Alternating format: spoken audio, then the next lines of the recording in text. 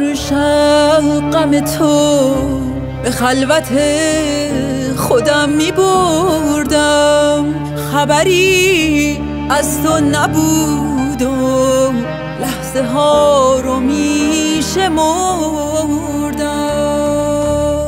وقتی شب سحر می شد به بیقراری خودمو به دست گریه می سپردم. گله و شکایتی از تو به لب نمی آوردم. تو به یاد من نبودی اما من واسط می مردم، اما من واسط می مردم، واسط می مردم.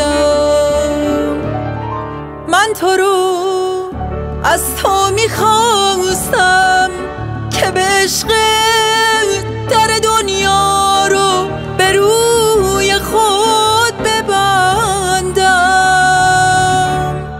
تو منو مثل یه بازیچه می خواستی که واسط گریه کنم، واسط بخندم، اما من واسط می مردم، اما من واسط می مردم، واسط می مردم.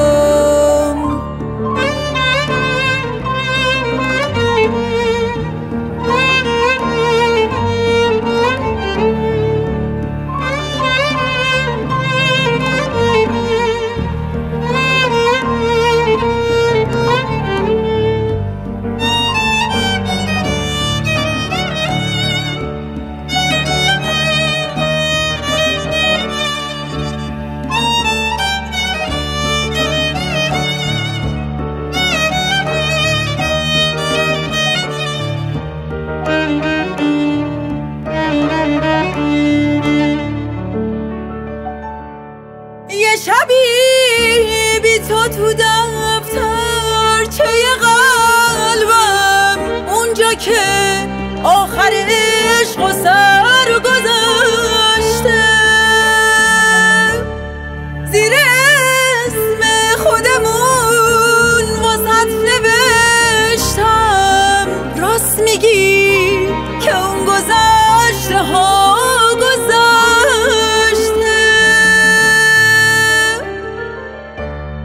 تو منو با دریا اشک چشمام نمیخواستی. آخه تو بیشتر از اون گریه من گریه میخواستی. تو به یاد من نبودی اما من واسط میمردم، اما من واسط میمردم، واسط میمردم.